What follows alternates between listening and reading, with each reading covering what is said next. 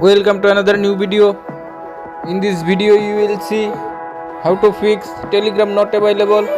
Please follow complete the process.